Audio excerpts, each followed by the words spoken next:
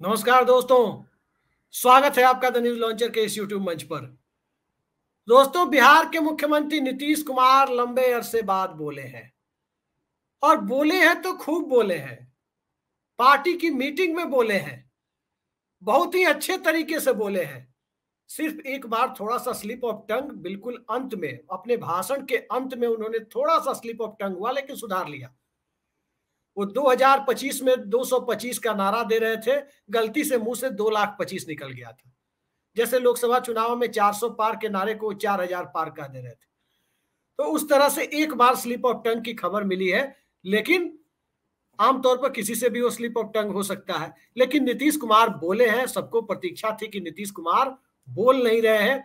कल भी हम लोग चर्चा कर रहे थे कि नीतीश कुमार बोल नहीं रहे, वो बोले हैं। राज्य कार्यकारिणी की बैठक में बोले हैं और राज्य कार्यकारिणी में शीशे की तरह साफ हो गया है कि नीतीश कुमार विधानसभा चुनाव की तरफ कदम बढ़ा चुके हैं।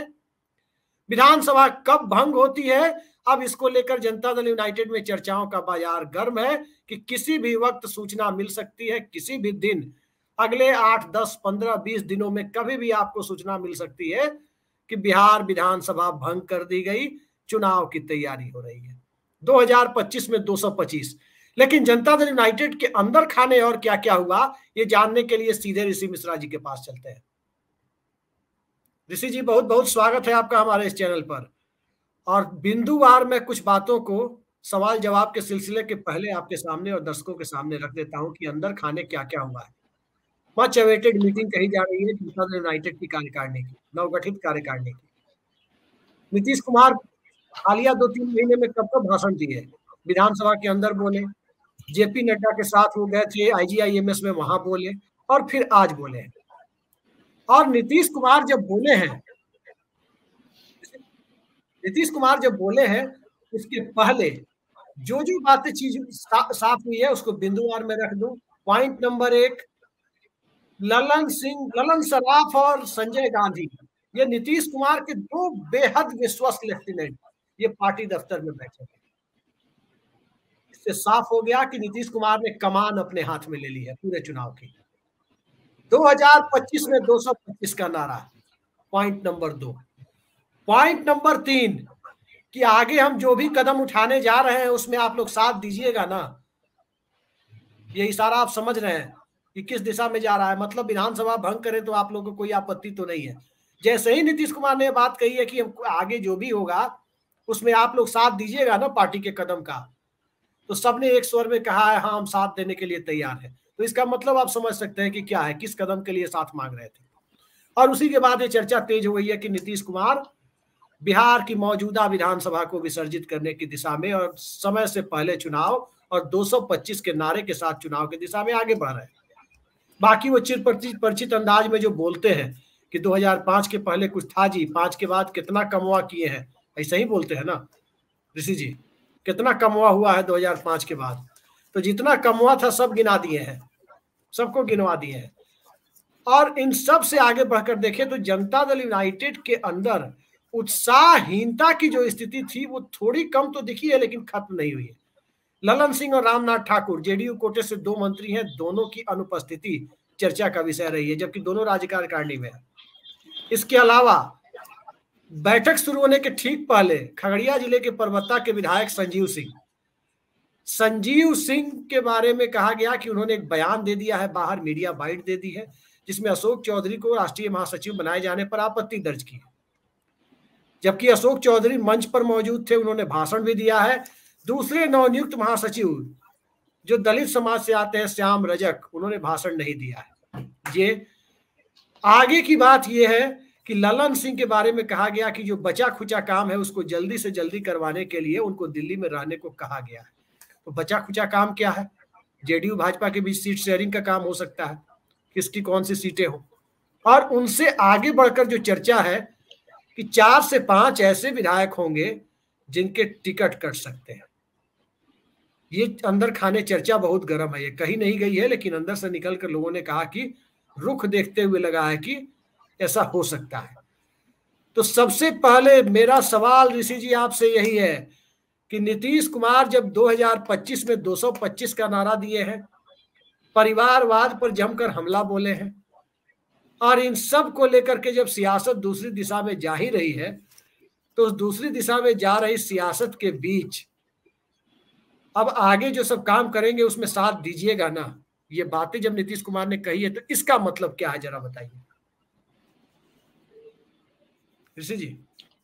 जी बिल्कुल, देखिए नीतीश कुमार ने स्पष्ट एक मैसेज देने का काम किया है कि पहले मैं उससे शुरू करता हूं कि ललन क्या क्या क्या आपने ललन ललन सराफ सराफ और और संजय गांधी को लेकर जो कहा है, तो ये खबर तो हम लोगों ने बहुत पहले चलाया भी था कि इन दिनों जो है बिहार प्रदेश जेडीयू को कोई चला रहा है तो ये दो लोग चला रहे हैं और दो तीन लोग और हैं।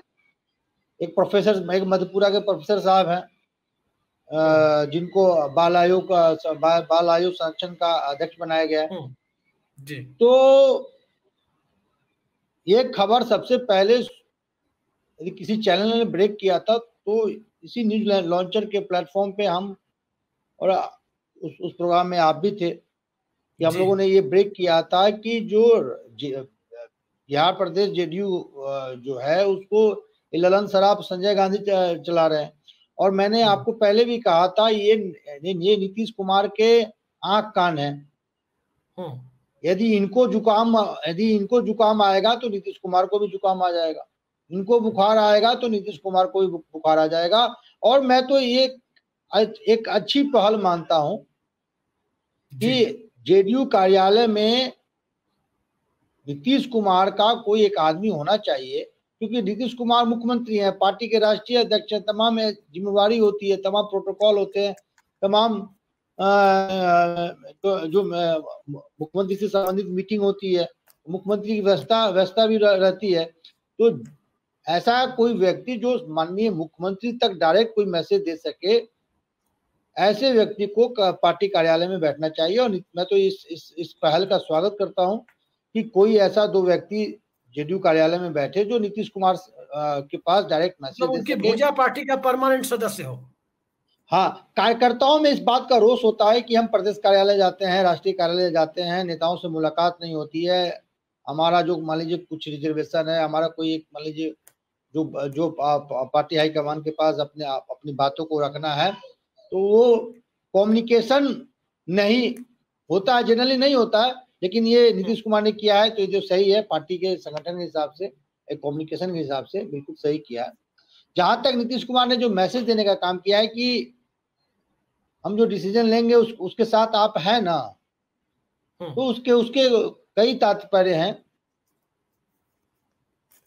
तात्पर्य ये है कि उन्होंने पार्टी कैडर से कहा है कि यदि हम भविष्य में कोई डिसीजन लेते हैं तो क्या पार्टी कैडर उसके लिए तैयार है ना जी।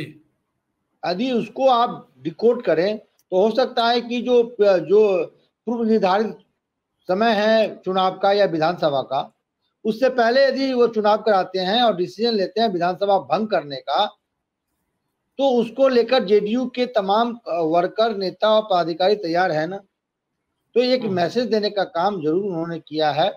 और हम लोगों को उम्मीद था, क्योंकि जब जेडीयू की राष्ट्रीय कार्यकारिणी की बैठक होती है तो कहीं ना कहीं बड़े डेवलपमेंट देखने को मिलते हैं, खासकर बिहार को लेकर जी। लेकिन आज नीतीश कुमार ने जो बैठक हुई है उससे ये मैसेज दिया है, जहां तक मैं रीड आउट कर रहा हूं कि समय से पूर्व चुनाव होंगे बिहार में, और इस बैठक के माध्यम से नीतीश कुमार तमाम पार्टी पदाधिकारी कार्यकर्ताओं का मन टटोलने का काम किया है, एक मैसेज देने का काम किया है कि यदि पार्टी हाईकमान, पार्टी लीडरशिप किसी चीज को लेकर डिसीजन लेती है तो क्या उसको लेकर पार्टी पदाधिकारी, कार्यकर्ता, नेता, विधायक, सांसद, मंत्री क्या तैयार हैं। तो एक मैसेज देने का काम किया। अच्छा, 2025 में 225, क्या आपको लगता है नैरेटिव सेट करने की जो कोशिश है 2025 में 225 और 2025 में पार्टी कह रही है फिर से नीतीश जी, ऋषि जी, क्या आपको लगता है कि इन परिस्थितियों में जनता दल यूनाइटेड ने आज जो मैसेज देने की कोशिश की है, उस मैसेज के मतलब क्या है? देखिए, नीतीश कुमार ने जो एक मैसेज देने का, देखिए ये ऐसे मैसेज देना पड़ता है। अब नतीजे क्या होंगे ये ना आप जानते हैं ना हम जानते हैं। अब एग्जाम्पल दे दे, हरियाणा में राहुल गांधी भी कह रहे हैं कि बीजेपी के सफाया कर देंगे, उधर मोदी कह रहे हैं कि हम कांग्रेस का सफाया कर देंगे। कांग्रेस कह रही है कि बीजेपी भ्रष्टाचार में डूबी हुई है, उधर बीजेपी इन पे आरोप लगाती। तो आइए, तो कार्यकर्ताओं को बूस्टअप के लिए इस प्रकार के बयान दिए जाते हैं, लेकिन यदि लोकसभा चुनाव के नतीजों को लैंडमार्क माने तो स्थिति अभी एनडीए के अनुकूल मुझे दिखता है। यदि विधानसभा वाइज एनालिसिस करें, करीब 40 में से 30 सीटें जितना कम बड़ी बात नहीं है, 29-30 सीटें जितना कम बड़ी बात नहीं है। तो एक मैंडेट मुझे लगता है कि एनडीए के पक्ष में है, लेकिन इस बात को भी ख्याल रखना होगा कि लोकसभा चुनाव का जो वोटिंग पैटर्न होता है वो विधानसभा चुनाव में वही वोटिंग पैटर्न हो, ये जरूरी नहीं है। लेकिन लबोलवाब ये है कि यदि अभी चुनाव होता है तो एनडीए यानी नीतीश कुमार की जेडीयू, बीजेपी और तमाम एलाइज पार्टनर को एज रहेगा। अब प्रशांत किशोर जो एक तीसरे मोर्चे के रूप में बिहार में उभर रहे हैं, वो कितना नुकसान पहुंचाते हैं, किसको नुकसान पहुंचाते हैं, ये देखना होगा। खैर, आज जो बैठक में सामने आए जी, ऋषि जी, हम आज की बैठक में फोकस कर रहे हैं। आज जिस जो बैठक में सामने आया है उसमें सबको एक बात पर बड़ा आश्चर्य हुआ और सब इसके मायने अलग अलग तरीके से निकाल रहे हैं। आश्चर्य इस बात पर कि न तो आरक्षण को नवी अनुसूची पे डालने पर कोई प्रस्ताव आया है, ना ही विशेष राज्य का दर्जा या विशेष पैकेज पर कुछ बोला गया है, ना ही वक्फ बोर्ड के कानून पर कुछ बोला गया है। कहीं कुछ नहीं बोला गया है, कुछ नहीं, एक लाइन बोला गया है। तो क्या ये मान लिया जाए कि नीतीश कुमार ने इन सब मुद्दों को विधानसभा चुनाव में अधिकाधिक सीटें झटकने के लिए फिलहाल के लिए तिलांजलि दे दी है? देखिए इन मुद्दों पे जेडीयू का स्टैंड क्या है ये क्लियर है। हाँ, ये आश्चर्य जरूर है कि इतनी बड़ी बैठक हुई, इन विषयों पर चर्चा क्यों नहीं हुई, कोई प्रस्ताव पारित नहीं हुआ, कोई प्रस्ताव पारित नहीं हुआ। हालांकि इससे पहले जो बैठक राष्ट्रीय कार्यकारिणी की बैठक हुई थी उसमें इन मुद्दों पे डिस्कशन हुआ था। लेकिन एक बात यह है कि यदि इन विषयों को लेकर आपका स्टैंड क्लियर है तो इतनी बड़ी बैठक हो रही है, इसमें तमाम पार्टी के बड़े नेता शिरकत कर रहे हैं, तो इस एजेंडे को क्यों नहीं पारित कराया गया? इस बैठक के माध्यम से आपके जो एजेंडे हैं उसको लेकर आपने मैसेज क्यों देने का काम क्यों नहीं किया? और खासकर यदि इन मुद्दों पे आप कमजोर पड़ेंगे तो विपक्षी पार्टी जो है, खासकर राजद है, इस मुद्दों को भुनाएगी। हालांकि राजद का क्या नैरेटिव है समझ से परे, इनके सबसे बड़े जो नेता हैं, सबसे बड़े जो चेहरा हैं, इन दिनों बिहार से बाहर हैं। अब कितना वो छुट्टी मना रहे हैं, हाँ इंडिया से बाहर हैं, अब कितना छुट्टी मना रहे हैं। बिहार जो है बाढ़ का दंश झेल रहा है और विपक्ष का सबसे बड़ा नेता और चेहरा, जिनसे बिहार और बिहारियों को काफी उम्मीदें हैं, वो देश से बाहर है, छुट्टियां मनाने गए हैं। तो ये मुद्दा बड़ा मायने रखता है। आपने जो कहा, खासकर रिजर्वेशन वाला मुद्दा, संविधान बचाओ वाला मुद्दा, हालांकि संविधान बचाओ वाला मुद्दा राहुल गांधी का है, रिजर्वेशन वाला मुद्दा, जातीय जनगणना वाला मुद्दा, यदि उसको लेकर ऐसे महत्वपूर्ण बैठक में यदि आप मैसेज नहीं देंगे तो कंफ्यूजन पैदा जरूर होगी। लेकिन यह बात भी है कि इन मुद्दों को लेकर जेडीयू का स्टैंड क्लियर है, लेकिन इस कार्यकारिणी में इसकी चर्चा और प्रस्ताव जरूर आने चाहिए। जी, दो बातें इसमें और काफी महत्वपूर्ण है। ललन सिंह और रामनाथ ठाकुर की अनुपस्थिति, दोनों जेडीयू की तरफ से दो ही मंत्री हैं कैबिनेट में, एक राज्य मंत्री केंद्र में, दोनों आज इस बैठक में अनुपस्थित थे, नदारद थे। तमाम सांसद थे, लवली आनंद से लेकर बाकी सभी सांसद मौजूद थे, लेकिन ये दोनों मौजूद नहीं थे, जबकि दोनों राज्य कार्यकारिणी के सदस्य हैं। क्या मैसेज जाता है इससे? देखिए, ललन सिंह तो एक महत्वपूर्ण नेता है, अब ललन सिंह क्यों नहीं आए? हालांकि आप यदि कहेंगे सीट शेयरिंग को लेकर ये बात कहेंगे कि सीट शेयरिंग को लेकर ललन सिंह यदि बीजेपी से बात कर रहे हैं, उसमें व्यस्त हैं, तो मेरे पास जो खबर है ये जिम्मेवारी से संजय झा के जिम्मे है। अब कल भी नीतीश कुमार ने स्पष्ट किया है कि संजय झा खासकर झारखंड और बिहार में कौन कितने सीटों पर लड़ेगा, फिलहाल झारखंड को लेकर तो संजय झा को जिम्मेवारी दिया गया है। कल भी झारखंड के जो प्रदेश अध्यक्ष हैं उन्होंने संजय झा से मुलाकात की है वहां पे तमाम पार्टी पदाधिकारियों के साथ कि भाई हम 11 सीटों को चिन्हित किया है, हम इन सीटों पे चुनाव लड़ना चाहते हैं। तो सीट शेयरिंग को लेकर किसी नेता को जिम्मेवारी दी गई है वो संजय झा है, और संजय झा कार्यकारिणी की बैठक में थे।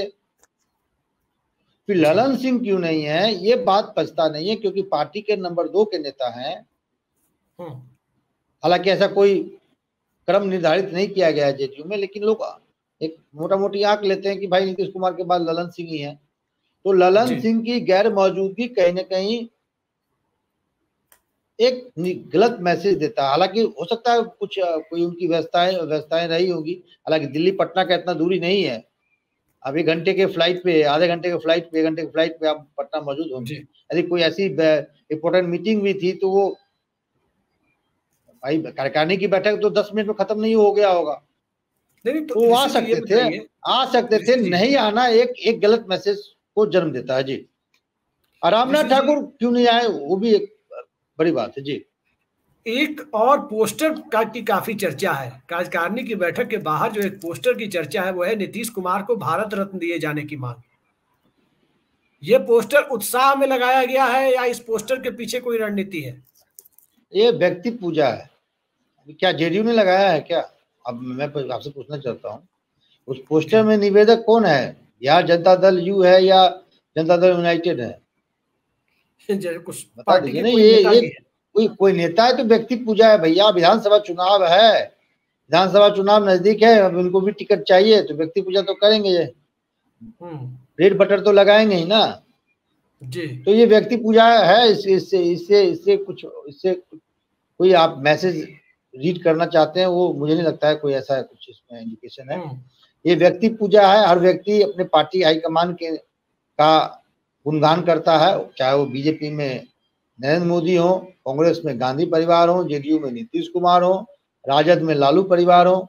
अब कोई राजद का कार्यकर्ता नीतीश कुमार का गुणगान थोड़ी करेगा, वो तो यही कहेगा लालू यादव को भारत रत्न दे दीजिए। तो ये चलता रहता है पार्टी में। एक बीच में थोड़ा सा अजीब चीज जानकारी मिली है। चर्चा तो कार्यकारिणी के अंदर स्वाभाविक है कि इन बातों की नहीं होती है, किसको टिकट देना है किसको नहीं देना है, लेकिन कार्यकारिणी की बैठक के बाद निकलने वाले कुछ लोगों ने नाम नहीं खुलासा करने की शर्त पर बताया 4 से 5 विधायकों के टिकट काटे जा सकते हैं। और जिन 4 से 5 विधायकों, 1 मिनट ऋषि जी सवाल पूरा हो जाए दीजिए। 4 से 5 विधायकों के जो टिकट काटे जा सकते हैं उनमें 2 महिला विधायक हैं। एक महिला विधायक अति पिछड़ा समाज से है, तो एक महिला विधायक भूमिहार समाज से है। दूसरी, आज अब किनके टिकट कटेंगे मुझे भी नहीं पता, बताने वाले ने भी नहीं बताया, संकेतों में जो बताया मैंने आपके सामने रख दिया। और एक विधायक डॉक्टर संजीव सीधे सीधे उन्होंने अशोक चौधरी को राष्ट्रीय महासचिव बनाए जाने पर आपत्ति दर्ज की है, बैठक कार्यकारिणी की बैठक में घुसने के पहले आपत्ति दर्ज की है। और उनके साथ एक कार्यकर्ता, जो पुराने कार्यकर्ता हैं बेगूसराय जिले के, वो जो गए थे, उनकी क्या हालत थी ऋषि जी थोड़ा दर्शकों को बताइए कि डॉक्टर संजीव क्यों इस तरह की बातें कर रहे हैं कि भूमिहारों को गाली देने वाले को क्यों बनाया गया। और मैं आपको कह रहा हूं कि 4 से 5 विधायकों के टिकट कटने हैं, जिसमें 2 टिकट कंफर्म बताए जा रहे हैं, 2 महिलाओं के, एक भूमिहार समाज से और एक अति पिछड़ा समाज से। क्या है ये पूरा मामला और डॉक्टर संजीव का बयान क्या है? देखिए, हालांकि वर्तमान राजनीतिक हालात में ये ट्रेंड बन गया है कि अपने सिटिंग विधायकों का टिकट जनरली नहीं काटते हैं, क्योंकि उनको ये लगता है कि यदि इनका टिकट काट दें तो हो सकता है कि ये बगावत करके अन्य पार्टी या निर्दलीय से चुनाव लड़ जाए, जिससे पार्टी को नुकसान होगा। ये जनरल ट्रेंड हुआ है खासकर राष्ट्रीय पार्टी को लेकर। बीजेपी को भी देख लीजिए, कांग्रेस को ले लीजिए, हरियाणा में देखिए बहुत कम लोगों का टिकट काटा गया है। हालांकि दूसरा उसका एक तरीका ये भी है कि एंटी इनकम्बेंसी को न्यूट्रलाइज करने के लिए तमाम ऐसे विधायक भी हर पार्टी में होते हैं जो क्षेत्र में सक्रिय नहीं होते हैं। तो हो सकता है वो संख्या हो सकता है वो संख्या 4 नहीं 10 हो सकता है वो संख्या 15 हो। और मेरे पास भी कुछ फीडबैक है। जैसे आप कल ही देखिए, सीतामढ़ी जिले के अंतर्गत आने वाले एक विधानसभा रूबी सैदपुर, वहां के विधायक पंकज मिश्रा है, उनके विरुद्ध जोरदार विरोध उनके कार्य प्रणाली को लेकर, उनके उनके उनके जो मतलब जो रीच आउट है, मतलब एक नेता का क्या काम होता है, विधायक का क्या काम होता है, आप जनता के सुख दुख में आपकी भागीदारी हो। और वहाँ जो मैं, अब कितना उन्होंने काम किया नहीं किया मैं नहीं जानता हूँ, लेकिन जो मैं सोशल मीडिया में जो फुटेज देखा है, न्यूज चैनल पे उनका फुटेज देखा है कि किसी क्षेत्र में वो जा रहे हैं, बाढ़ ग्रसित एरिया में जा रहे हैं, लोगों का जबरदस्त विरोध उनको लेकर है। तो ऐसे नेताओं पे जरूर गाज गिरेगा जो विधायक तो बन गए लेकिन क्षेत्र में सक्रिय नहीं है। वो संख्या 4 हो सकती है, 10 हो सकती है। और जहां तक विधायक संजीव कुमार की बात है, तो संजीव कुमार ऐसे ही पार्टी लीडरशिप से नाराज है। आपने देखा विश्वास पत्र के समय विधानसभा में उनको कैसे पकड़ के लाया गया, जैसे करुणानिधि को जयललिता उनके घर से उठवा के मंगवाई थी। वो झारखंड बॉर्डर पे कहीं से उनको पकड़ के लाया गया था, कहा गया। तो एक नाराजगी तो है। भागीरथी देवी के बारे में कहा गया कि मुझे नहीं जानकारी है, लेकिन कुछ लोग कहते हैं कि कथित तौर पर गोरखपुर से लाया गया भाजपा विधायक। जनरली विधायकों की नाराजगी क्यों होती है? एक तो उनको मंत्री नहीं बनाया जाता, अति महत्वाकांक्षी होते हैं कि भाई हमको भी मंत्री बनाइए, हम डिजर्व करते हैं। दूसरी बात, उनकी मांगों को तमाम मंत्री हैं, आप ऐसे कोई, अब ये बात नीतीश कुमार को देखना चाहिए कि आपने तमाम लोगों को मंत्री बना दिया है, लेकिन मंत्री क्या अपने विधायकों से कम्युनिकेट करते हैं? आपके पार्टी के जिला अध्यक्ष से कम्युनिकेट करते हैं? नेता या कार्यकर्ता चुनावों में या पार्टी के लिए संघर्ष क्यों करता है? मान लीजिए आप पार्टी के जिला अध्यक्ष हैं, आप पार्टी का ब्लॉक अध्यक्ष हैं, और आप किसी काम के लिए अपने विधायक मंत्री के पास जाएं और विधायक आपको दुत्कार दे, तो बेचारा क्यों संगठन के लिए संघर्ष करेगा? ऋषि जी, एक तरफा बात नहीं, विधायक सांसद मंत्री की तो एक सीईओ और एक क्लर्क नहीं सुन रहा है, एक रजिस्ट्रार नहीं सुन रहा है ही नहीं। देखिए तो ये नीतीश कुमार को डिसाइड करना होगा ना। आप वाल्मीकि नगर के सांसद यह कह रहे हैं, पब्लिक डोमेन में कह रहे हैं कि एक चतुर्थ वर्ग के कर्मचारी जो हैं, जेडीयू के सांसद, सिटिंग सांसद की बात को अनदेखा कर देता है। कई बार फोन करने पे वो फोन पिक नहीं करता है, तो डीएम, एसडीएम, सीओ तो बहुत बड़ा चीज हो गया।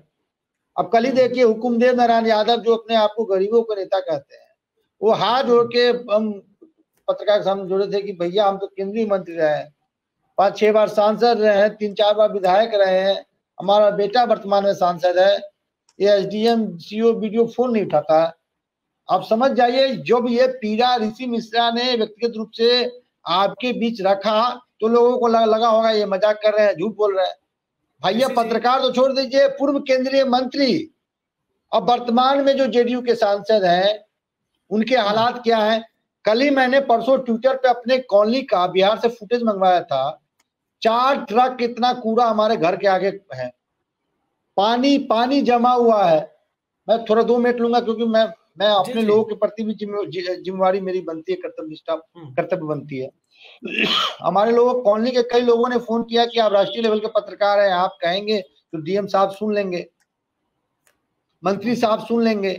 मैंने अपने मुजफ्फरपुर से आने वाले मंत्री केदार गुप्ता को कम से कम 50 बार फोन किया होगा, उनके पीए को अपना नाम, मोबाइल नंबर, पता, डिजिग्नेशन, और अंत में हमको ये गुस्सा का ये भी कहना पड़ा कि हम राष्ट्रीय लेवल के पत्रकार हैं, कोई गली कुची के पत्रकार नहीं है, राष्ट्रीय लेवल के पत्रकार हैं, एबीपी आज तक सब में बैठते हैं, कहना पड़ा समझाने के लिए। ऐसा नहीं कहना चाहिए। आप कहते न्यूज लॉन्चर में बैठते तो ऐसे ही घबरा जाता हूँ। नहीं, पत्रकार तो देखिए, पत्रकार चाहे वो प्रिंट मीडिया का हो, इलेक्ट्रॉनिक मीडिया का हो, चाहे यूट्यूबर ही क्यों ना हो, सब सम्मानीय है जी। लेकिन आप समझ जाइए, हमारे जैसे पत्रकार जिसके साथ पूर्व कई केंद्रीय मंत्री से लेके और हमारे साथ बैठने वाले अभी 6-7 वर्तमान में राज्यपाल हैं भैया जी, और हमारे फोन को केदार गुप्ता जो माननीय मंत्री हैं पंचायती राज, उनको मैंने 50 बार से अधिक फोन किया होगा, खाने की जहमत नहीं उठाते हैं। घटना बताओ तो आप समझ सकते हैं। मैं एक बात कह के खत्म करूंगा कि मेरे घर के सामने में कूड़ों का अंबार है, ना कोई ड्रेनेज सिस्टम है, ना कोई सड़क है। देश के आजादी के इतने दिनों के बाद, जेडीयू के 20 वर्षों के सरकार के बाद, अब 15 वर्ष लालू यादव, राबड़ी देवी रही है, ये हालात हैं। तो हम तो अदना सा पत्रकार हैं, अब सांसद मंत्री के फोन नहीं उठाते हैं ये वीडियो सीओ। हमने डीएम साहब से रिक्वेस्ट किया तो डीएम साहब क्या कहते हैं मालूम है कि आपका एरिया ग्रामीण एरिया में आता है। हम बोले सर ग्रामीण एरिया का कोई डीएम अन्य कोई और होता है क्या? आप तो डायरेक्ट दे सकते हैं, डायरेक्शन दे सकते हैं। हाँ तो एक एप्लीकेशन भेज दीजिए, और एप्लीकेशन भेजे मुझे हो गया 1 हफ्ता। ऋषि जी, एक छोटी घटना मैं आपको बताऊं, बड़ी रोचक घटना है, और बिहार की परिस्थितियों को और बेलगाम नौकरशाही के लिए इस तरह की व्यवस्था क्यों होती है, उसके लिए भी ये कहानी जाननी लोगों को जरूरी है। लालमुनि चौबे पुराने जनसंघ और भाजपा के नेता और बड़े ही सज्जन, ये अलग बात है कि वो जनसंघ के होते हुए भी सांप्रदायिकता की राजनीति से कोसों दूर थे। और लालमुनि चौबे की सिवान के पूर्व सांसद शहाबुद्दीन बहुत इज्जत करते थे, बाबा कहते थे उनको, बहुत इज्जत करते थे। लालमुनि चौबे की बात एक एसडीएम साहब नहीं सुन रहे थे, उनका फोन भी कई बार पिक नहीं करते थे। तो उन्होंने शहाबुद्दीन से कहीं मुलाकात हुई, उन्होंने कही कि एक एसडीएम है, परेशान हो गए हैं उससे।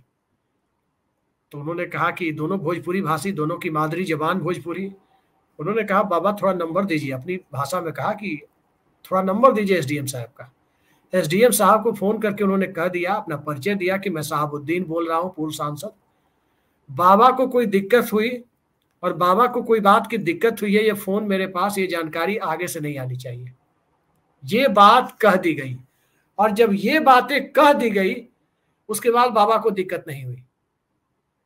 आप समझ सकते हैं कि बिहार में बेलगाम नौकरशाही के लिए, मतलब एक निहायत ही शरीफ राजनेता जो 4 बार 5 बार का सांसद, बिहार का स्वास्थ्य मंत्री, बिहार विधानसभा में विपक्ष का नेता रह चुका, सब कुछ रह चुका हो, और उन व्यक्ति को, उन नेता को एक एसडीएम से जब दिक्कत हुई तो उन्हें निजात पाने के लिए सत्ता नहीं, अरे बल्कि सर सांसद का सहारा लेना पड़ा। ये एक कहानी और एक छोटी घटना आज बहुत आगे हो गई है। 30 सेकंड की कहानी और मैं बता देता हूँ दर्शकों के लिए। किसी पत्रकार ने सुनाया था, क्या हकीकत है क्या फसाना है वो पत्रकार ही जाने, लेकिन सुना दूं। एक चर्चित आईएएस या आईपीएस थे, उनका किसी बिल्डर ने अग्रिम भुगतान फ्लैट के लिए ले लिया था, और कई वर्ष हो गए थे वो फ्लैट दे नहीं रहे थे उस आईएएस थे या आईपीएस थे। उन्होंने अनंत सिंह के दरबार में हाजिरी लगाया और अनंत सिंह से कहा कि मैंने इतना रकम जो है इस बिल्डर को दे रखा है, और ये फ्लैट कई वर्षों से इनके घर का चक्कर काट के मेरे चप्पल घिस गए हैं, लेकिन फ्लैट अभी तक दिया नहीं है। और अनंत सिंह के दरबार में हाजिरी लगाने के बाद 1 हफ्ते के अंदर उनको फ्लैट मिल गया। ये स्थिति है एक आईएएस और आईपीएस की कहानी बता। आज ऋषि जी ये मैं सुन लीजिए, मैं माननीय आप ऐसा कहा जाता है कि न्यूज लॉन्चर के कार्यक्रम को सीएमओ में देखा जाता है और इसका फीडबैक माननीय मुख्यमंत्री जी के पास जाता है। तो मैं माननीय मुख्यमंत्री से निवेदन करता हूं कि एक सांसद का, एक विधायक का, एक पत्रकार का रिस्पॉन्स आपके अधिकारी नहीं लेते हैं तो आम लोगों का क्या हाल करते होंगे आप बता दीजिए ना। मैं कह रहा हूं कि कितने % लोग जो हैं ये हिम्मत करेंगे कि डायरेक्ट डीएम के मोबाइल पर फोन करके अपनी समस्या को रखे और आर्गुमेंट कर सके। समस्या तो छोड़ दीजिए, समस्या कितने % लोग हैं। अभिषेक जी, मैं आपसे भी इस पे प्रकाश डालने के लिए कहूंगा कि कितने % लोग इतने दक्ष हैं जो डीएम से आर्गुमेंट कर सके। जी, अरे मैं बताऊं ऋषि जी, और सुन लीजिए, मैं 2 सेकंड कहना चाहूंगा। और डीएम से किसी पत्रकार की बात हो जाती है तो डीएम एसपी का रटा है हुआ बयान देख लेंगे, देखते हैं, संज्ञान में नहीं आया है, संज्ञान में आते ही कार्रवाई करेंगे। अरे भैया ये डायलॉग छोड़ दीजिए, देख लेंगे, देखते हैं, संज्ञान में नहीं है, संज्ञान में आते ही कार्रवाई करेंगे, मेरी जानकारी नहीं है। ऋषि जी मैं बताऊं, मेरी जमीन के साथ एक फ्रॉड हुआ, मैंने अपने दर्शकों को बताया भी था। रजिस्ट्रार को मैंने फोन किया तो रजिस्ट्रार ऐसे लग रहा था कि संयुक्त राष्ट्र संघ का महासचिव हो। उसके बाद जब मैंने आप ही के साथ डिस्कशन में भ्रष्टाचार पर जिस दिन चर्चा कर रहा था, इस मुद्दे को उठाया, उसके बाद रजिस्ट्रार मिमियाते हुए फोन किया और उसके बाद सर करके बात कर रहा था। अभी उस रजिस्ट्रार के खिलाफ तमाम चीजें, सबूत हमें मिले हैं और उस पर किसी दिन एक विस्तृत कार्यक्रम करेंगे कि किस तरह से बिहार के राजस्व को तकरीबन 100 करोड़ रुपए का नुकसान उस रजिस्ट्री ऑफिस से हुआ। देखिए, हम आपके माध्यम से आप ही के बताए हुए फीडबैक के आधार पे एक चीज रखना चाहता हूं, और हम अपने तमाम व्यूअर, खासकर जो बिहार के हैं, और तमाम राजनेताओं के आंख पे जो धृतराष्ट्र वाली जो पट्टी बंधी हुई है उसको खोलना चाहता हूं। आप ही ने ही कल एक रात में हम लोग चर्चा कर रहे थे कि पूरे इंडिया में करीब 45 से 50 लाख IT प्रोफेशनल है। पूरे इंडिया में 45 से 50 लाख के आसपास नियर अबाउट IT प्रोफेशनल है, जिसमें 1/3 यानी 15 से 17 लाख जो IT प्रोफेशनल बिहार के हैं। और कल आपने यार भारत सरकार के जो IT मिनिस्ट्री है उसका आप डाटा दे रहे थे, मैं जब देख रहा था कि हमारे बिहार का जहां से 15 से 17 लाख IT प्रोफेशनल इस देश में अपना योगदान दे रहा हो, उस राज्य का सॉफ्टवेयर एक्सपोर्ट रेशियो जो है, निर्यात एक्सपोर्ट, सॉफ्टवेयर एक्सपोर्ट जो है मात्र 2 करोड़ का है। हमसे बेहतर सिक्किम का है, हमसे बेहतर सिक्किम का है, वह 6 करोड़ का एक्सपोर्ट करता है। हमसे बेहतर मेघालय का है, हमसे बेहतर त्रिपुरा का है, हमसे बेहतर कश्मीर का है। और कर्नाटक, मैं आपको बता दूं, कर्नाटक का जो एक्सपोर्ट का जो ये आंकड़ा है करीब 4 लाख करोड़ का है। करीब 2.5-3 लाख करोड़ तमिलनाडु का है, करीब 2.5 लाख करोड़ के आसपास जो है पुणे का है, महाराष्ट्र, तेलंगाना का है।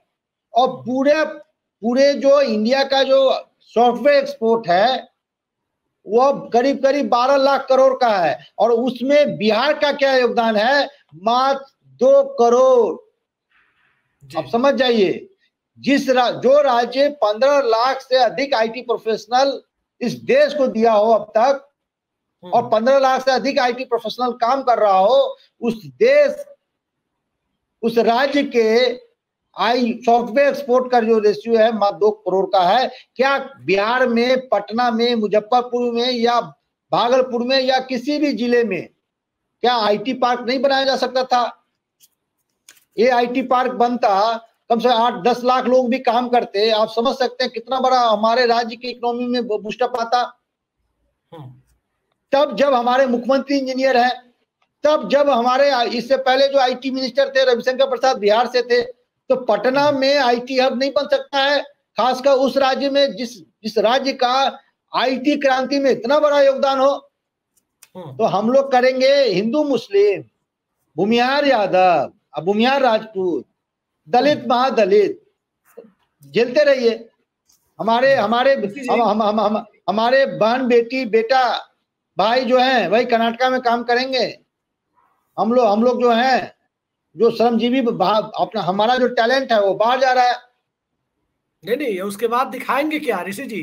दिखाएंगे कि देखिए पटना जंक्शन इस देश में 10वें नंबर पर है कमाई के मामले में। दिखाएंगे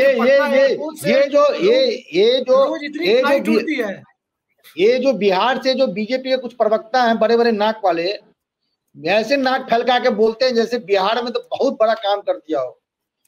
अब देख लीजिए, हम तो कहेंगे उस प्रोग्राम में उस मैप को दिखाइए, क्योंकि हम जो कह रहे हैं हो सकता है लोगों को झूठ लगे। वो IT डिपार्टमेंट का जो डाटा है देश के नक्शे पे जो बनाया गया है, मैं आपसे रिक्वेस्ट करूंगा उस वीडियो में आप दिखाएं, अभी मोबाइल में उपलब्ध है तो दिखाएं कि क्या बिहार का कितना योगदान है। तब जब आपके राज्य से करीब 15 से 17 लाख IT प्रोफेशनल इस देश में काम कर रहे हैं, हमारे नेता क्या कर रहे हैं? देखिए, इसको जूम करके दिखाइए थोड़ा। देखिए बिहार का क्या योगदान है। मात्र 2 करोड़ का एक्सपोर्ट हम करते हैं। इधर दिखाइए और इधर कीजिए, इधर, हाँ दिखाइए। क्या दिखाया ऋषि जी? जनता दल यूनाइटेड की हम चर्चा कर रहे हैं, क्या लगता है इस तरह की स्थिति और अफसरशाही इतनी हावी है? हालांकि ऑफ द रिकॉर्ड कुछ लोगों ने बिहार के मुख्यमंत्री को निजी तौर पर कहा है कि बेलगाम नौकरशाही पार्टी की चुनावी संभावनाओं पर पानी भी फेर सकती है, क्योंकि आम लोग बहुत त्रस्त है। देखिए, क्या लगता है आपको? कमान जब नीतीश कुमार ने ली है, आज मैं सुन रहा था कन्हैया भेलारी जी को, कन्हैया भेलारी जी कह रहे थे, वरिष्ठ पत्रकार है बिहार के, कह रहे थे कि बिहार में लोग कहते हैं डीके का राज है। अब वो डीके उन्होंने नहीं किया, नहीं बताया कौन है, लेकिन फिर कह रहे हैं कि नहीं, कन्हैया बेलारी जी कह रहे हैं कि उनके मुताबिक पीके का राज है। हमें लगा कि पीके मतलब होंगे प्रशांत किशोर, लेकिन वो कह रहे हैं पीके मतलब पीपक कुमार। हमें सोचा पीपक कुमार कौन है भाई, क्या है भाई, बिहार में कौन राज है बिहार में, बताइए। अरे भैया हम छोटे आदमी हैं, हमको मत फंसाइए पीपक कुमार के चक्कर में।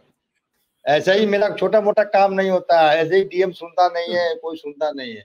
आप पीपक कुमार के चक्कर में फंसाइएगा जब, छोड़िए। हम नहीं करें, अब सब समझता है, आप सब समझता है पीपक कुमार कौन है, सरकार कौन चला रहा है। और यदि इन चीजों का संज्ञान नीतीश कुमार जी को है तो नीतीश कुमार के क्रेडिबिलिटी पे सवाल है। संक्षेप में बताइए, जो पीके की बात कह रहे हैं, पीके या डीके जो भी कह रहे हैं कन्हैया बेलारी जी, कि बिहार सरकार उनके हाथ में है, उनके वीडियो में। लेकिन ये बताइए, नहीं हमारे दर्शक समझ जाएंगे, आप इतना बताइए, शिवहर वाले की गोपालगंज वाले कौन सरकार चला रहे हैं? शिवहर सरकार चला रहा है? भैया अच्छा ये अभी अब मुझे जो है ब्यूरोक्रेसी लॉबी में आप हमको नंगा करना चाहते हैं। ये कन्हैया बेलारी जी खुद, कन्हैया बेलारी जो है खुद नीतीश कुमार के करीबी हैं। वो क्यों नहीं कहते हैं कि ये पीपक कुमार जो है भैया पार्टी के सुनते हैं कि वो भुट्टा खाने भी जाते हैं, हमको फोन आ जाता है। हमको इतना बताइए, छोड़िए नाम, छोड़िए ऋषि जी नाम छोड़ दीजिए, इतना बता दीजिए बिहार सरकार शिवहर चला रहा है, शिवहर वाले चला रहे हैं कि गोपालगंज वाले चला रहे हैं? अब गोपालगंज और सीतामढ़ी के बीच में कुछ व्यक्ति चला रहा है। मतलब शिवहर वाले ही चला रहे हैं? अरे तो ऐसे नहीं कहिए, शिवहर वाले भी चला रहे हैं, मुजफ्फरपुर वाले भी चला रहे हैं, और मुजफ्फरपुर वैशाली वाले भी चला रहे हैं। तो नालंदा वाले क्या कर रहे हैं जो मुख्यमंत्री की कुर्सी पर है? एक सवाई माधोपुर वाले भी हैं, वो चीफ सेक्रेटरी हैं दौसा समाज। नहीं, तो सवाल ये है कि नालंदा वाले जो मुख्यमंत्री हैं वो क्या कर रहे हैं? हालांकि अमृतलाल मीना जी का मैं प्रशंसा करूंगा, उन्होंने अभी कुछ दिन पहले तमाम विभाग के प्रमुखों को उन्होंने बुलाया था और उन्होंने कहा कि हमने जो निर्देश दिया उसका पालन क्यों नहीं किया गया अब तक। तो ये मतलब हम कह रहे हैं कि नीतीश कुमार के क्रेडिबिलिटी पे कोई अधिकारी यदि बट्टा लगा रहा है तो ये काम माननीय मुख्यमंत्री और मुख्यमंत्री सचिवालय और जो सीएमओ में तमाम पदाधिकारी हैं क्यों नहीं वो एक्टिव होते हैं जी।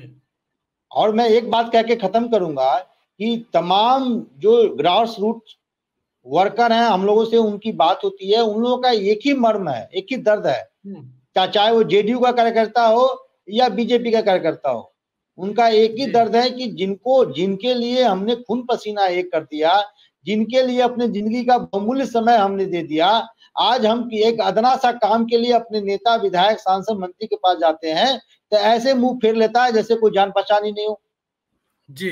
और कोई किसी भी पार्टी का रीढ़ का हड्डी कोई होता है तो वो कार्यकर्ता होता है और कार्यकर्ताओं को आप इस प्रकार से अनदेखा करेंगे, ये सही नहीं है। ऋषि जी एक बात बताइए, आखिरी सवाल बताइएगा हमको, बताइए नहीं हमको। हाँ, आज जो बैठक हुई है क्या लगता है 2025 में 225 का जो नारा दिया गया है, कितनी हकीकत कितना फसाना है, इतना बता दीजिए जो आप हालात बिहार के बता रहे हैं उसमें। देखिए एक बात आप जान जाइए, जो ये बाढ़ का जो प्रकोप देख रहे हैं उससे काफी नाराजगी है।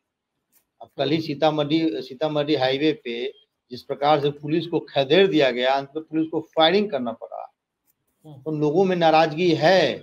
अब मैं बता दूं सीतामढ़ी में जो ये बाढ़ का जो ये प्रलय हुआ है, बांध को लेकर शासन प्रशासन को कई बार कहा गया। अरे महाराज तो सारी बात आप ही कह रहे हैं। ऋषि जी सुनिए, सारी बात आप ही कह रहे हैं, हमारे दर्शकों को पहले आप साफ कीजिए। आप कह रहे हैं कि बाहर से लोग नाराज है, आप कह रहे हैं कि बिहार का सॉफ्टवेयर प्रोफेशनल बाहर जाके नौकरी करने से नाराज है, आप कह रहे हैं कि अफसरशाही से बिहार का गांव घर घर त्रस्त है, आप खुद भी त्रस्त है, हम भी त्रस्त है, तो सब लोग त्रस्त है ही बिहार में। तो फिर 2025 में या 2,25,000 में जो भी हो, 225 कहां से? ये तो देखिए सब नाराज है, अब फिर भी वोट कहां से? भाई साहब, अब हर नेता अपने कार्यकर्ताओं को बूस्टअप के लिए जो ये नरेंद्र मोदी ट्रेंड जो चला है 500 पार, 400 पार, 200 पार, 300 पार, 100 पार, हालांकि हरियाणा में उन्होंने कोई पार नहीं करवाया अभी तक, कोई टारगेट नहीं दिया था अपने कार्यकर्ताओं की पार कराना है कि इस बार खुद पार हो जाएंगे, आर पार हो जाएंगे, पता नहीं। तो ये कार्यकर्ताओं को बूस्टअप करने के लिए कहा जाता है। हालांकि मैंने ये भी कहा कि लोकसभा का जो ट्रेंड दिख रहा है, वोटिंग पैटर्न हम देख रहे हैं, जो सीटों का जो ट्रेंड देखा हमने विधानसभा वाइज, उसमें तो लीड है ही, लेकिन तीसरा प्लेयर प्रशांत किशोर भी है, कितना नुकसान पहुंचाते हैं। लेकिन एक बात मैं ये भी बता दूं, वोटिंग पैटर्न समझिए थोड़ा। मैं एक ऐसे परिवार को जानता हूं कि जो पूरे परिवार का हर सदस्य बीजेपी को गाली देता है, और उसके बातचीत के आधार पर लगेगा कि भाई ये तो एंटी बीजेपी है, लेकिन वोट देता है बीजेपी को, तो बिहार के राजनीति को कोई स्टूडियो से बैठ के नहीं समझ सकता है। वोटिंग पैटर्न का कई ऐसे क्वेश्चन होते हैं। अब जैसे नीतीश कुमार को नीतीश कुमार के लिए कहा जाता है कोई बड़े जातीय आधार के नेता नहीं है, लेकिन नीतीश कुमार को महिलाओं का वोट मिलता है। आप मानते हैं कि नहीं मानते हैं? अति पिछड़ा समाज का वोट मिलता है। और मुझे कम से कम जहां तक मैं समझा हूं, डेवलपमेंट कोई भी एक, हालांकि डेवलपमेंट होनी चाहिए, लेकिन डेवलपमेंट कोई एक सिर्फ ये कंडीशन नहीं है कि आप डेवलपमेंट कर दीजिएगा तो चुनाव जीत ही जाइए जी, है कि नहीं? जी कुछ पूछ रहा था जी। नहीं, उसमें एक सप्लीमेंट्री क्वेश्चन हमारा यही था आपसे कि सारी बातें आप कह रहे हैं, सब बात आप बता रहे हैं कि हाँ भाई लोकसभा चुनाव का जो ट्रेंड है वो विधानसभा चुनाव में वही दिखने की उम्मीद है, आपको लग रहा है। लेकिन लोकसभा चुनाव के बाद, उसके नतीजों के बाद तो हाईकोर्ट ने बढ़े हुए आरक्षण को क्वेश किया, रद्द किया। लोकसभा चुनाव के बाद बाढ़ आई है, लोकसभा चुनाव के बाद जमीन सर्वे हो रहा है, लोकसभा चुनाव के बाद स्मार्ट मीटर मुद्दा बन गया है, लोकसभा चुनाव के बाद माइग्रेशन को प्रशांत किशोर ने बड़ा मुद्दा बना दिया है। सब तो लोकसभा चुनाव के बाद ही हो रहा है, तो क्या लोकसभा चुनाव का ट्रेंड तब भी दोहरा जाएगा? एक वजह नहीं है, वोटिंग होगा अंत में वही कास्ट इक्वेशन पे, इसलिए तो बिहार पिछड़ा है। वोटिंग होगा अंत में उसी पे कुट्टा वही करेगा, कितना भी हाई तौबा मचा लीजिए, आईटी प्रोफेशनल बाढ़ पन्ना। हालांकि नीतीश कुमार चाहेंगे कि जो बाढ़ के प्रकोप से लोगों में गुस्सा है उसको थोड़ा ठंडा करना चाहेंगे। 7,000 रुपए अब 7,000 रुपया दिए हैं हर व्यक्ति, हर परिवार को या हर विवाहिता को 7,000 रुपया दिए हैं। अब देखिए उससे कितना यूटिलाइज कर पाते हैं, कितने लोगों को गुस्सा को ठंडा कर पाते हैं, ये देखना है। गईचा मछली बिहार में 1,000-1,200 रुपए किलो बिक रहा है। लालू जी कहते थे ना, अरे लालू जी कहते थे जब बाढ़ आता था ना, लालू जी कहते थे गंगा मैया खुद चल के आए हैं तुम्हारे पास, मछली खाओ, उसमें से मछली खाओ। गईची मछली जो है 1,200 रुपए किलो बिक रहा है, कितना होगा? 5 किलो मछली में पैसा खत्म। मैं गंभीर बात कहने जा रहा हूँ, लेकिन लालू जी उस परिवार का दर्द मर्म समझिए, जिस परिवार ने अपने किसी सदस्य को खोया इस बाढ़ में, उसके दर्द मर्म को समझिए, जिसने अपने पूरे जिंदगी के जमा पूंजी से बनाया हुआ मकान खोया है। अब कोई किसान कितना मेहनत करता है तो खेत में फसल उगाता है, कई बीघे के बीघे फसल बर्बाद हो गए हैं। अब समझिए उन लोगों का मर्म दर्द समझिए, जिसकी रोजगार, जिसकी पूरे परिवार का खर्चा साल भर का खेती किसानी से चलता हो, वो आदमी कहाँ जाएगा जी? तो ये समझने की जरूरत है। और ये लालू जी ये हंसी मजाक में बोल देते हैं कि गंगा आपके पास खुद चल के आई है, मछली खाइए। ठीक है ऋषि जी, तो इस पूरी चर्चा को हम यही विराम देते हैं। आज जनता दल यूनाइटेड ने एक तरह से नारा लगा दिया कि नीतीश कुमार 2025 फिर से नीतीश, और नीतीश कुमार ने 2025 को भले हुए एक बार गलती से 2,25,000 करने की तरफ बढ़ गए थे, लेकिन सुधार लिया। 2025 में 225 यानी बीच का जीरो हटा दिया। 2025 में 225 का नारा लगाया। अब 225 आएगा या नहीं आएगा जनता तय करेगी। चुनाव जल्द होंगे, इस बात पर अब करीब करीब मुहर लगती दिख रही है। नीतीश कुमार विधानसभा को कभी भी भंग कर सकते हैं, ये बात करीब करीब तय दिख रही है। और इन सब से आगे बढ़कर देखें तो बिहार में विधानसभा चुनाव की तैयारी शुरू कर दी है नीतीश कुमार ने। पार्टी की पूरी कमान अपने हाथ में ले ली है, और पार्टी की कमान ही नहीं, एनडीए गठबंधन की कमान भी अपने हाथ में ले ली है। लेकिन आश्चर्यजनक रूप से जो जनता दल यूनाइटेड के कोर इशू हैं, उन पर आज न कोई प्रस्ताव पारित हुआ है, न कोई चर्चा हुई है। तो इसके बाद बिहार की राजनीति में यही माना जा रहा है कि भारतीय जनता पार्टी और जेडीयू के बीच समझौता यही है कि आप सीट भले ही ज्यादा ले लीजिए, लेकिन अपने जो ऐसे विवादास्पद मुद्दे या ऐसे मुद्दे जिसको भारतीय जनता पार्टी विवादास्पद मानती है, जिससे भारतीय जनता पार्टी असहज होती है, उन मुद्दों को चुनाव तक के लिए किनारे रखिए, लेकिन भले ही आप 10-20 सीट ज्यादा ले लीजिए। ये अंदर खाने की सहमति की खबरें आ रही है। और जिस तरह से नीतीश कुमार ने भाषण दिया है पूरे कॉन्फिडेंस के साथ, अंदरूनी सूत्र जो पार्टी की बैठक में मौजूद थे, जनता दल यूनाइटेड के कार्यकर्ता और कार्यकारिणी के सदस्य, उन सब से बात की। निजी तौर पर सबने इस बात को बताया, और कुछ पत्रकार लोग जो कार्यकर्ता के वेश में अंदर भी घुस गए थे, वैसे लोग सूत्र होते हैं, कुछ पत्रकार पटना में है ऐसे जो अंदर तक चले जाते हैं, उन लोगों ने भी बताया कि जो सेहत को लेकर सवाल उठाए जा रहे थे, नीतीश कुमार को देख करके कहीं से नहीं लगा कि नीतीश कुमार का सेहत सवाल उठाने के लायक है। वो पूरे कॉन्फिडेंस के साथ बात कर रहे थे। और एक डायलॉग तो उनके पास तकिया कलाम की तरह होता है, 2005 के पहले कुछ था जी, कितना कम हुआ किए हैं 5 के बाद, अब चुनाव आ रहा है, अब आप लोग साथ दीजिएगा ना, जो हम करेंगे, जो पार्टी करेगी साथ दीजिएगा ना। ये सारी बातें उन्होंने कहा कि जब ताली बजवाई है, तो ताली कितने मन से बजी है ये वही कार्यकर्ता जानते हैं। और उन कार्यकर्ताओं में वो सांसद जी भी मौजूद थे, कार्यकारिणी के सदस्यों में वो सांसद जी भी मौजूद थे, जिनका एक था सी ग्रेड और डी ग्रेड का कर्मचारी, वीडियो दिख रहा है कि फोन नहीं उठा रहे हैं। मंत्रियों की जो लोग नहीं सुन रहे अधिकारी, वो सारे लोग मौजूद थे।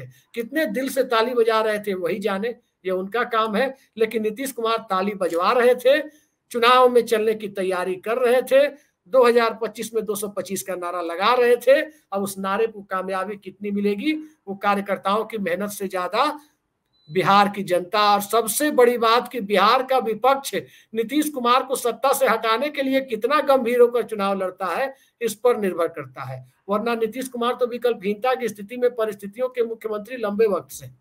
देखते जाइए होता क्या है। आज की इस बेहद सार्थक चर्चा में जुड़ने के लिए ऋषि मिश्रा जी आपने समय निकाला, बहुत बहुत धन्यवाद आपका। नमस्कार।